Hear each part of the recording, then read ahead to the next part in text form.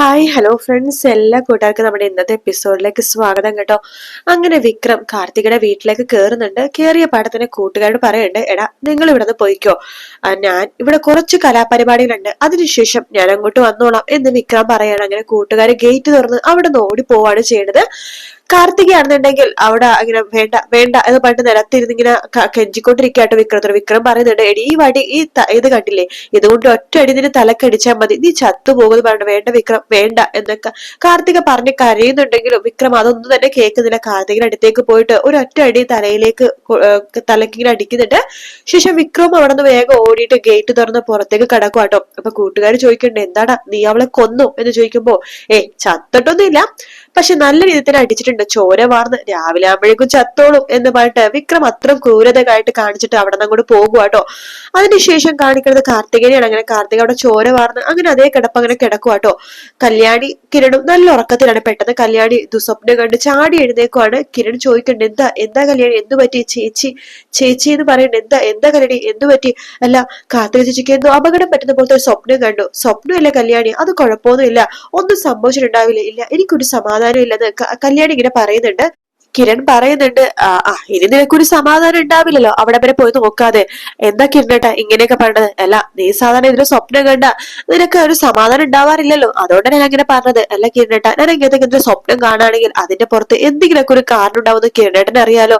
എനിക്കെന്തോ വല്ലാത്തൊരു പേടി പോലെ. എന്റെ കല്യാണി കാർത്തികിന്റെ ഏറ്റവും വലിയ ശത്രു ആരാ? ആ ഗംഗപ്രസാദ്.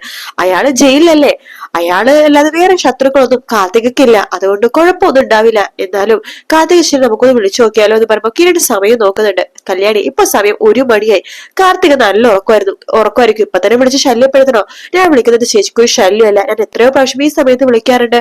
നീ ഈ സമയത്ത് വിളിക്കാറുണ്ടോ? അതെ, ചേച്ചി എന്നെ വിളിക്കാറുണ്ട്, ഞാൻ ചേച്ചിനെ വിളിക്കാറുണ്ട്, കിരണേട്ടൻ ഉറങ്ങുന്ന സമയത്തൊക്കെ ഞാൻ ചേച്ചിയായിട്ട് സംസാരിക്കാറുണ്ട്. എന്നാ ശരി, നീ വിളിച്ചു നോക്കിക്കോ എന്ന് പറയാണ്. അങ്ങനെ കല്യാണി കാർത്തികയുടെ ഫോണിലേക്ക് വിളിക്കുകയാണ്. വിളിക്കുന്ന സമയത്ത് കാർത്തിക ഫോൺ എടുക്കുന്നുണ്ട്, ബെല്ലടിക്കുന്നുണ്ടെങ്കിലും ഫോൺ എടുക്കുന്നില്ല. കല്യാണി പറഞ്ഞ കേട്ട കാർത്തികയുടെ ഫോൺ ബെല്ലടിക്കുന്നുണ്ട്, ആരും എടുക്കുന്നില്ലല്ലോ എന്ന് പറയുമ്പോ കാർത്തിക നല്ല ഉറക്കമായിരിക്കും. എത്ര ഉറക്കമാണെങ്കിൽ കാർത്തിക ചേച്ചി ഫോൺ സൈലന്റ് ആക്കി വെക്കാറില്ല. കാർത്തിക ചേച്ചി എത്ര സമയത്ത് വിളിച്ചാൽ 2-3 റിംഗ് അടിക്കുമ്പോഴേക്കും കാർത്തിക ചേച്ചി എത്ര ഉറക്കത്തിലാണെങ്കിലും എഴുന്നേക്കാറുണ്ട്. എന്തോ അപകടം പറ്റിയിട്ടുണ്ട് കേട്ട, എനിക്ക് ഉറപ്പാണ് എന്ന് പറയാണ്. ശരി, നിനക്കിനിയിപ്പോ ഒരു സമാധാനത്തിന് വേണ്ടി നമുക്ക് അവിടെ വരെ പോയി നോക്കാം. ശരി എന്നാ വാ കിരണേട്ട, നമുക്ക് എത്ര പെട്ടെന്ന് അവിടെ വരെ ഒന്ന് പോയി നോക്കാം എന്ന് പറഞ്ഞിട്ട് കിരണും കല്യാണി കൂടി വേഗം തന്നെ കാർത്തികയുടെ വീട്ടിലേക്ക് പോകുന്നുണ്ട് കേട്ടോ. അവിടെ വാതിലിങ്ങനെ ഗേറ്റ് നോക്കുമ്പോ തന്നെ ഗേറ്റ് ഇങ്ങനെ തുറന്ന പോലെയാണ് കിടക്കുന്നത്. കല്യാണി പാട്ട് കിരണേട്ടാ, ഈ ഗേറ്റ് തുറന്ന് കിടക്കുവാണല്ലോ, ആരെങ്കിലും അകത്ത് കയറിയിട്ടുണ്ടാവോ? അങ്ങനെ ഒന്നുമില്ല കല്യാണി, നീ വാ എന്ന് പറഞ്ഞിട്ട് വിളിച്ച് അകത്തേക്ക് കയറ്റുവാണ്. കുറെ പ്രാവശ്യം കോളിംഗ് ബെൽ അടിക്കുന്നുണ്ടെങ്കിലും ആരും തന്നെ വാതിൽ തുറക്കുന്നില്ല. കല്യാണി പറഞ്ഞിട്ട് കിരണേട്ടാ, വാതിൽ തുറക്കുന്നില്ലല്ലോ, കാർത്തിക ചേച്ചി അകത്തില്ലേ, ഇനി അകത്ത് ആരെങ്കിലും കേറിയിട്ടുണ്ടാവോ? കല്യാണി നീ എന്തിനാ ഇങ്ങനെയൊക്കെ വിചാരിക്കുന്നത്? അങ്ങനെ ഒരു കുഴപ്പം ഉണ്ടാവില്ല എന്ന് പറയണം. പിന്നെ എന്താ വാതിൽ തുറക്കാത്തത്? കാർത്തികേ കിരൺ വിളിക്കുന്നുണ്ടെങ്കിലും വാതിൽ തുറക്കുന്നില്ല കേട്ടോ. കിരൺ അവിടുത്തെ ജനലൊക്കെ ഇങ്ങനെ തട്ടിങ്ങനെ നോക്കുന്നുണ്ട്. കാർത്തികെ വാതിൽ തുറക്ക്, കാർത്തികെ ഞങ്ങളാണ് എന്നൊക്കെ പറയുമ്പോ തുറക്കുന്നൊന്നുമില്ല. അങ്ങനെയൊക്കെ കല്യാണി പറഞ്ഞിട്ട് കിരണേട്ടാ, നമുക്ക് പിന്നാമ്പുറത്തൊന്ന് പോയി നോക്കിയാലോ എന്ന് പറഞ്ഞിട്ട് അവർ പുറകെ പോയി നോക്കുമ്പോഴാണ് ആ വാതിൽ തുറന്നു കിടക്കുന്നത് ഇങ്ങനെ കാണുന്നത്. അയ്യോ കിരണേട്ടാ, അകത്ത് ആരും ഉണ്ട്, ദേ വാതിൽ തുറന്നിരിക്കുന്നു. കല്യാണി വാ നോക്കാം എന്ന് പറഞ്ഞിട്ട് രണ്ടുപേരും കൂടെ അകത്തേക്ക് കയറുവാണ്. കാർത്തികയുടെ റൂം എത്തുമ്പോഴേക്കും അവർ ഞെട്ടിപ്പോവാട്ടോ.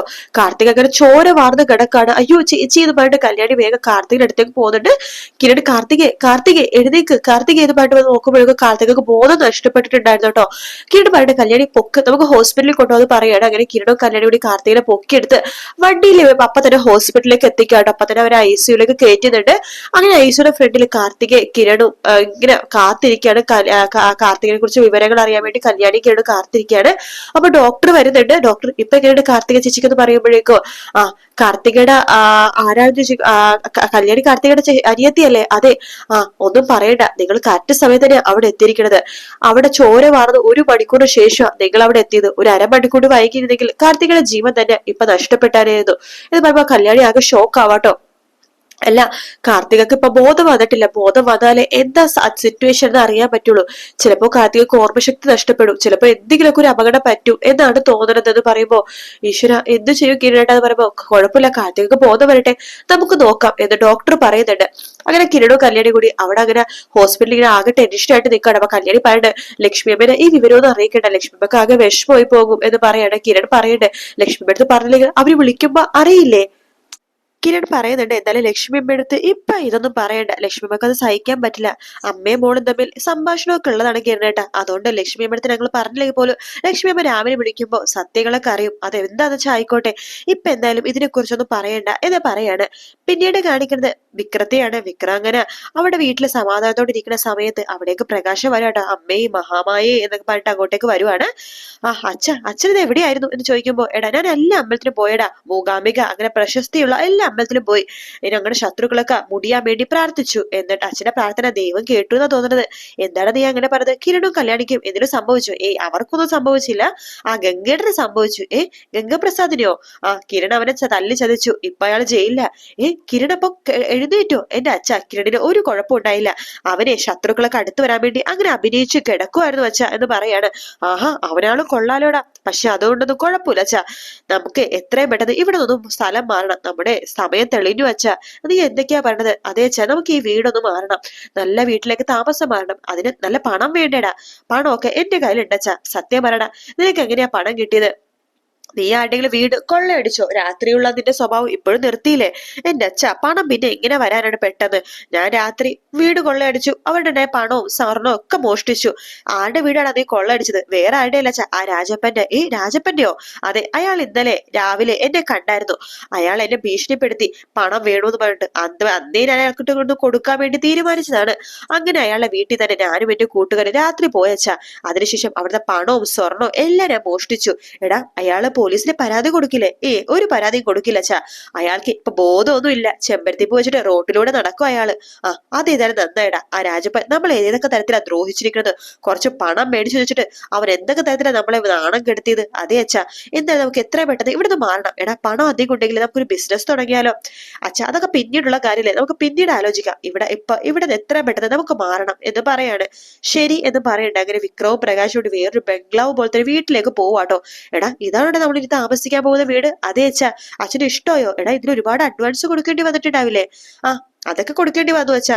അതൊന്നും കുഴപ്പമില്ല, വീട് സൂപ്പർ അല്ലേ എന്ന് പറയുമ്പോ, അതൊക്കെ സൂപ്പർ, അപ്പൊ നമുക്ക് ബിസിനസ് ഒക്കെ തുടങ്ങിയാലോടാ. അച്ഛാ, അതൊക്കെ പിന്നീട് നമുക്ക് ആലോചിക്കാം. പിന്നെ അച്ഛാ, അച്ഛന്റെ മൊബൈൽ ഫോൺ സ്വിച്ച് ഓഫ് ചെയ്ത് വെച്ചോ കേട്ടോ, ആര് വിളിച്ചാലും ഫോൺ എടുക്കരുത്. ആ ബഗാസിനെ വിളിച്ചാൽ പോലും. നീ എന്താടാ അങ്ങനെയൊക്കെ പറയണത്? എന്തെങ്കിലും പ്രശ്നമുണ്ടോ? അച്ഛാ, അതൊന്നും അച്ഛൻ ഇപ്പൊ അറിയണ്ട, എന്തായാലും ഫോൺ സ്വിച്ച് ഓഫ് ചെയ്ത് വെച്ചേക്ക്. അച്ഛൻ നമുക്കിനി മുകളിൽ ആകാശം താഴെ ഭൂമി അങ്ങനെ ജീവിച്ചാൽ മതി അച്ഛാ എന്ന് പറയാണ്. അങ്ങനെ പ്രകാശിന് ഒരു ടെൻഷനൊക്കെ ആയിട്ട് പ്രകാശൻ അവിടെ അങ്ങനെ നിൽക്കുന്നുണ്ട് കേട്ടോ. പിന്നീട് കാണിക്കുന്ന ഹോസ്പിറ്റലാണ്. ഹോസ്പിറ്റലിൽ കിരണും കല്യാണി ആകെ ടെൻഷൻ ആയിട്ടിരിക്കുന്ന സമയത്ത് കാർത്തികക്ക് ബോധം വരുന്നുണ്ട് കേട്ടോ. കാർത്തികിനെ പോയി കണ്ടോളാനായിട്ട് നേഴ്സ് പറയാണ്. അങ്ങനെ കിരണും കല്യാണി കാർത്തികിനെ പോയിട്ട് അകത്ത് കയറി കാണുന്നുണ്ട്. കാർത്തിക അടുത്ത് ചോദിക്കേണ്ട, കല്യാണി ചേച്ചി മനസ്സിലായോ? മനസ്സിലായി കല്യാണി. അല്ല, എന്നെ ആരെ ഇവിടെ എത്തിച്ചത്? ഞങ്ങളാ എന്ന് കാർത്തിക അടുത്ത് പറയാണ് കിരൺ. അത് നിങ്ങളെങ്ങനെ അറിയാം എനിക്ക് അപകടം പറ്റിയ കാര്യം? കല്യാണിക്ക് ഒരു സംശയം തോന്നി, ചേച്ചിക്ക് എന്തോ അപകടം പറ്റിയത് ഇവളൊരു സ്വപ്നം കണ്ടു, അതാ ഞങ്ങൾ രാത്രി തന്നെ അങ്ങോട്ടേക്ക് വന്നത്. എന്താ കാർത്തിക, സഹായത്തിന് ഒരാളെ വെച്ചൂടെ? സഹായത്തിന് ഒരാൾ ഉണ്ടായതാണ്, ഗംഗപ്രസാദ് ജയിലിലായതുകൊണ്ട് ഞാൻ ആ പെണ്ണിനെ പറഞ്ഞയച്ചു. എന്നാലും ഭയങ്കര കഷ്ടമായി പോയി. ആരാ കാർത്തിക ഇത് ചെയ്തത്? വേറെ ആരാ? അവനാ, ആ വിക്രം. എനിക്ക് അപ്പോഴേ തോന്നി ചേച്ചി, അവനെ ഇങ്ങനെയൊക്കെ ചെയ്യുള്ളൂ എന്ന് പറയാണ്. കിരൺ പറയുന്നുണ്ട്, കാർത്തിക റെസ്റ്റ് എടുത്തോ, ഞങ്ങൾ നോക്കിക്കോളാം അവന്റെ കാര്യം. ആ ഗംഗപ്രസാദ് ജയിലിൽ കിടക്കുന്ന പോലെ അവനും ജയിലിട്ടാലേ ഇനി ഞങ്ങൾക്ക് സമാധാനം ഉണ്ടാവുള്ളൂ. പോട്ടെ പോട്ടെ എന്ന് വിചാരിക്കുമ്പോ അവൻ വീണ്ടും വീണ്ടും വരുവാണ്. എന്തായാലും അവന്റെ അന്ത്യം എന്റെ കൈകൊണ്ടായിരിക്കും എന്ന് കിരൺ പറയാണ്. വാ കല്യാണി എന്ന് പറഞ്ഞിട്ട് കല്യാണിയെ വിളിച്ചോണ്ട് അവിടെ നിന്ന് പോവാണ്. കാർത്തിക റെസ്റ്റ് എടുക്കുന്നതായിട്ട് അവരവിടെ നിന്ന് പോകുന്ന ഭാഗത്തോട് കൂടിയിട്ടാട്ടോ ഇന്നത്തെ എപ്പിസോഡ് തീരുന്നത്. വീഡിയോ ഇഷ്ടപ്പെടുകയാണെങ്കിൽ ലൈക്ക് ചെയ്യാനും സബ്സ്ക്രൈബ് ചെയ്യാനും കമന്റ് ചെയ്യാനും മറക്കല്ലേ. Bye bye.